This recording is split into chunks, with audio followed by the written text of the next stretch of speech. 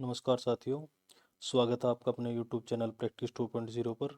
दोस्तों, मुझे पूरी उम्मीद है कि आप कुशलतापूर्वक अपनी तैयारी में लगे हुए होंगे और अपनी मंजिल की ओर प्रयासरत होंगे। साथियों, आज के इस वीडियो में भी हम आपके लिए लेकर आए हैं उत्तर प्रदेश पुलिस हिंदी का एक और नया प्रैक्टिस सेट। दोस्तों, इस वीडियो को आप अंत तक पूरा देखिएगा और कमेंट बॉक्स में हमें अपना स्कोर ज़रूर बताइएगा। तो चलिए दोस्तों, आज का वीडियो शुरू करते हैं। पहला प्रश्न, नई कविता पत्रिका का प्रकाशन कहाँ से आरंभ हुआ? तो दोस्तों, नई कविता पत्रिका का प्रकाशन आरंभ हुआ ऑप्शन नंबर ए, इलाहाबाद से। आगे देखिए दोस्तों, नई कविता हिंदी साहित्य के आधुनिक काल में प्रयोगवाद से कुछ भिन्नताओं के साथ विकसित हिंदी कविता की नवीन धारा का प्रतिनिधित्व करने वाली अर्धवार्षिक पत्रिका थी। इसे नई कविता आंदोलन के मुख पत्र की तरह माना जाता है। इसका प्रकाशन सन 1954 ईस्वी में आरंभ हुआ। इसके संपादक जगदीश गुप्त, राम स्वरूप चतुर्वेदी एवं विजयदेव नारायण शाही थे। तोड़ने ही होंगे मठ और गढ़ सब किसकी पंक्ति है?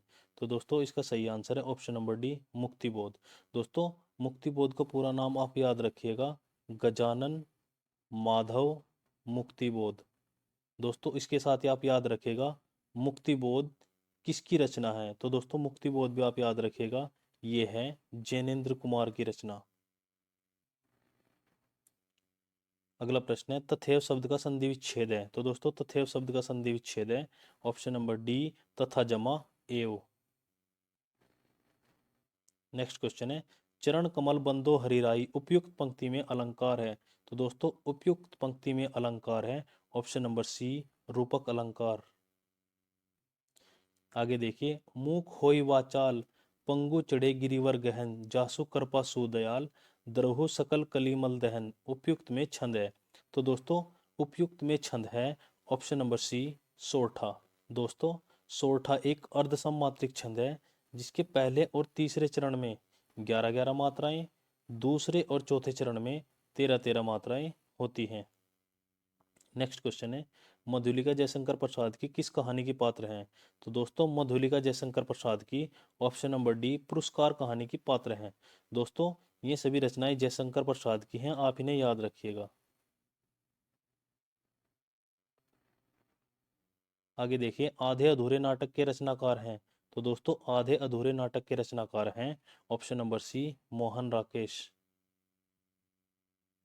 अगला प्रश्न है, वर्तनी की दृष्टि से निम्नलिखित में शुद्ध शब्द हैं?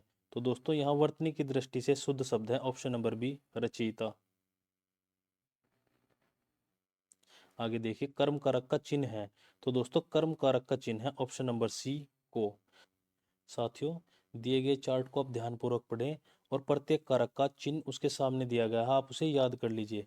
कर्ता का चिन्ह है दोस्तों ने, कर्म को कर्ण से द्वारा साधन के लिए, संप्रदान को के लिए, अपदान से जुदाई के लिए, संबंध का के की, ना ने नी रारेरी, और दोस्तों अधिकरण कारक में पर। आगे देखिए, बाजार से किस संज्ञा का बोध होता है? तो दोस्तों, बाजार से बोध होता है ऑप्शन नंबर बी, समूहवाचक संज्ञा का। नेक्स्ट क्वेश्चन है, निम्नलिखित में से कौन गुणवाचक विशेषण नहीं है? तो दोस्तों, यहाँ गुणवाचक विशेषण नहीं है option number A, goal. Next question है, मुख्य क्रिया के अर्थ को स्पष्ट करने वाली क्रिया होती है? तो दोस्तों, मुख्य क्रिया के अर्थ को स्पष्ट करने वाली क्रिया होती है ऑप्शन नंबर ए, सहायक क्रिया। दोस्तों, जिसको आप हेल्पिंग वर्ब के नाम से भी जानते हैं। अगला प्रश्न है, यथाशक्ति में कौन सा समास है? तो दोस्तों, यथाशक्ति में समास है ऑप्शन नंबर डी, अव्ययी भाव समास। आगे देखिए, अजात शत्रु में कौन सा समास है? तो दोस्तों, अजात शत्रु में समास है ऑप्शन नंबर डी, बहुब्रीहि समास। अगला प्रश्न है, कौन सा महीना भाद्रपद महीने के बाद आता है? तो दोस्तों, भाद्रपद महीने के बाद आने वाला महीना होता है ऑप्शन नंबर बी, अश्विन।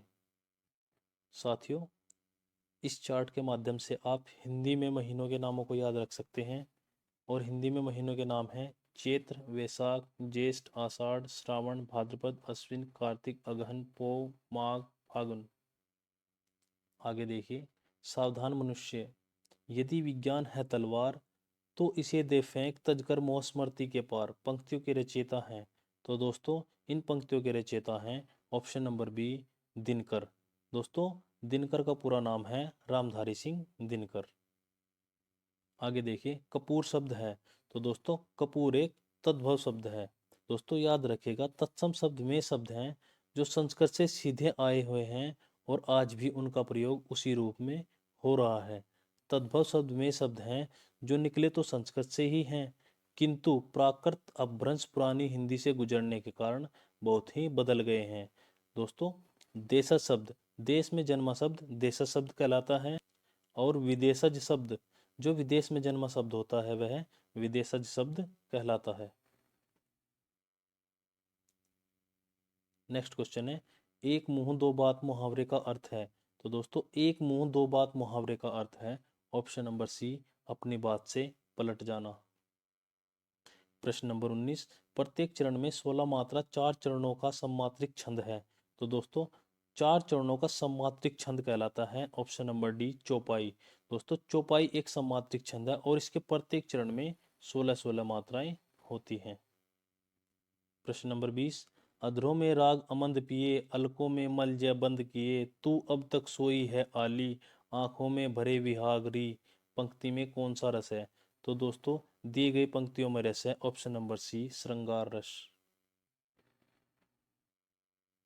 अगला प्रश्न है, अंधा कुआं नाटक के लेखक कौन है। तो दोस्तों, अंधा कुआं नाटक के लेखक हैं option number D, Lakshmi Narayan Lal. Next question है, अज शब्द को स्त्रीवाचक बनाने के लिए किस प्रत्यय का प्रयोग होगा। तो दोस्तों, अज शब्द को स्त्रीवाचक बनाने के लिए प्रयोग होने वाला प्रत्यय है ऑप्शन नंबर सी, आ। अज शब्द में दोस्तों, आप जैसे ही आ प्रत्यय को लगा देते हैं तो बनता है अजा, जो कि एक स्त्रीवाचक शब्द है। आगे देखिए, प्रथम तार सप्तक का प्रकाशन वर्ष है। तो दोस्तों, प्रथम तार सप्तक का प्रकाशन वर्ष है ऑप्शन नंबर ए, 1943। दोस्तों, इस चार्ट के माध्यम से आप याद रखिएगा, तार सप्तक एक काव्य संग्रह है। अज्य द्वारा सन 1943 ईस्वी में नई कविता के प्रणयन हेतु 7 कवियों का एक मंडल बनाकर तार सप्तक का संकलन एवं संपादन किया गया। तार सप्तक नई कविता का प्रस्थान बिंदु माना जाता है। इसका ऐतिहासिक महत्व इस रूप में है कि इसी संकलन से हिंदी काव्य साहित्य में प्रयोगवाद का आरंभ होता है। हिंदी में 4 तार सप्तक हुए हैं। दोस्तों, पहला तार सप्तक सन 1943 ईस्वी में प्रकाशित हुआ है, दूसरा तार सप्तक 1951 में, तीसरा तार सप्तक 1959 ईस्वी में, और चौथा तार सप्तक 1979 ईस्वी में। दोस्तों, इसके साथ ही याद रखिएगा, प्रत्येक तार सप्तक में 7 कवि होते थे। नेक्स्ट क्वेश्चन है, उल्का सी रानी दिशा दीप्त करती थी, पंक्ति में कौन सा अलंकार है। तो दोस्तों, इसका सही आंसर है ऑप्शन नंबर डी, उपमा अलंकार। यहाँ एक गद्यांश दिया गया है दोस्तों, आप इस गद्यांश का ध्यानपूर्वक अध्ययन करें और आगे दिए गए प्रश्नों को हल करें। दोस्तों, चलिए गद्यांश का अध्ययन करते हैं।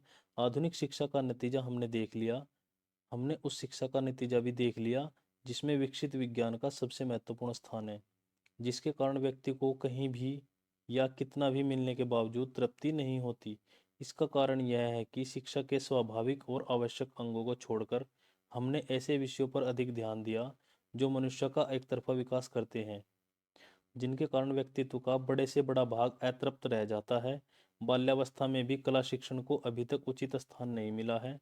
जहाँ मिलता भी है, वहाँ बच्चा 11-12 वर्ष का होते ही उसके शिक्षा क्रम में से कला प्रवृत्तियों को निकाल दिया जाता है। ऐसा ही हर्बर्ट रीड ने कहा है। हमारा अनुभव हमें बताता है कि हर व्यक्ति 11 साल की उम्र के बाद किशोर अवस्था और उसके बाद भी सारे जीवन काल तक किसी न किसी कला प्रवृत्ति को अपने भाव प्रकटन का जरिया बनाए रख सकता है। आज के सभी विषय जिन पर हम अपनी एकमात्र श्रद्धा करते हैं, जैसे गणित, भूगोल, इतिहास, रसायन शास्त्र और यहाँ तक कि साहित्य भी जिस तरह पढ़ाए जाते हैं, उन सब की बुनियाद तार्किक है। इन पर एकमात्र जोर देने के कारण कला प्रवृत्तियाँ जो भावना प्रधान होती हैं, पाठ्यक्रम से करीब करीब निकल जाती हैं। ये प्रवृत्तियाँ केवल पाठ्यक्रम से ही नहीं निकल जाती, बल्कि इन तार्किक विषयों को महत्व देने के कारण व्यक्ति के दिमाग से भी बिल्कुल निकल जाती हैं। किशोर अवस्था को इस तरह गलत रास्ते पर ले जाने का नतीजा भयानक हो रहा है। सभ्यता रोज बर रोज बेढब होती जा रही है। व्यक्ति का गलत विकास हो रहा है। उसका मानस अस्वस्थ है, परिवार दुखी है, समाज में फूट पड़ी है और दुनिया पर ध्वंस करने का ज्वर चढ़ा है। इन भयानक अवस्थाओं को हमारा ज्ञान विज्ञान सहारा दे रहा है। आज की तालीम भी इसी दौड़ में साथ दे रही है। दोस्तों, मुझे उम्मीद है कि आपने गद्यांश का ध्यानपूर्वक अध्ययन कर लिया होगा। तो चलिए पहला प्रश्न देखते हैं। ज्ञान विज्ञान को बहुत अधिक महत्व देने के कारण समाज में विभाजन हो रहा है। व्यक्ति सृजन की राह पर है, व्यक्ति विध्वंस की राह पर नहीं है। समाज उन्नति कर रहा है। तो दोस्तों, इसका सही आंसर है ऑप्शन नंबर ए, समाज में विभाजन हो रहा है। आगे देखिए, किशोरावस्था तार्किकता की प्रधानता और भाव के अभाव में खालिस्तान का रास्ता अपना रही है। तो दोस्तों, ये रास्ता अपना रही है ऑप्शन नंबर डी, पतन का। नेक्स्ट क्वेश्चन है, इनमें से कौन सा शब्द समूह से भिन्न है। तो दोस्तों, यहाँ समूह से भिन्न शब्द हैं ऑप्शन नंबर सी, अभिव्यक्ति। अगला प्रश्न है, आज की तालीम भी इसी दौड़ में साथ दे रही है, वाक्य में निपात है। तो दोस्तों, यहाँ निपात है ऑप्शन नंबर ए भी। दोस्तों चलिए निपात को देखते हैं। निपात होता क्या है। निपात जब किसी विशेष वाक्य में या पद के साथ प्रयोग किए जाते हैं तो वाक्य के संपूर्ण अर्थ को अतिरिक्त भाव प्रदान करते हैं। वे अव्यय शब्द जो किसी शब्द या पद के बाद लगकर उसके अर्थ पर विशेष बल देते हैं उन्हें निपात कहा जाता है। जैसे ही, भी, तो, तक, मात्र, भर, केवल, करीब आदि। आगे देखिए, विकसित शब्द में प्रत्यय है। तो दोस्तों, विकसित शब्द में प्रत्यय है ऑप्शन नंबर ए, इत प्रत्यय। नेक्स्ट क्वेश्चन है, दोस्तों यहाँ एक शब्द युग्म दिया गया है। आप इस शब्द युग्म का सही अर्थ बताने वाला युग्म चुनिए। तो दोस्तों, परिणाम और परिमाण का सही अर्थ वाला युग्म है ऑप्शन नंबर ए, फल, मात्रा। आगे देखिए दोस्तों, आपको यहाँ भी सही अर्थ वाला युग्म बताना है। तो दोस्तों, आदि, आदि, इसका सही अर्थ वाला युग्म है ऑप्शन नंबर डी, आरंभ, अभ्यस्त। नेक्स्ट क्वेश्चन है, शुद्ध वाक्य का चयन करें। तो दोस्तों, दिए गए वाक्य में शुद्ध वाक्य है ऑप्शन नंबर सी, माँ को अपने पुत्र से ममता होती है। अगला प्रश्न है, दोस्तों इस प्रश्न में भी आपको एक शुद्ध वाक्य का चयन करना है। तो दोस्तों, यहाँ शुद्ध वाक्य है ऑप्शन नंबर बी, गीतों की एक पुस्तक ला दीजिए। अगला प्रश्न है, वाच्य किसके अनुसार बनता है। तो दोस्तों, वाच्य कर्ता के अनुसार, कर्म के अनुसार और भाव के अनुसार, इन तीनों के अनुसार वाच्य बनता है। तो दोस्तों, इसका सही आंसर है ऑप्शन नंबर डी, इन सभी के अनुसार। अगला प्रश्न देखिए, उपवाक्य पहचानिए, वह आदमी जो कल आया था आज भी आया है। तो दोस्तों, इस वाक्य में उपवाक्य है ऑप्शन नंबर बी, विशेषण उपवाक्य। अंतिम प्रश्न है, सकर्मक क्रिया वाला वाक्य है। तो दोस्तों, यहाँ सकर्मक क्रिया वाला वाक्य है ऑप्शन नंबर डी, सतीश ने केले खरीदे। तो साथियों, ये था हमारा आज का उत्तर प्रदेश पुलिस हिंदी का प्रैक्टिस सेट नंबर 2। आपको कैसा लगा हमें ज़रूर बताइएगा। और ऐसे अधिक वीडियो को देखने के लिए आप हमारे चैनल को सब्सक्राइब करें और वीडियो को लाइक करें। धन्यवाद।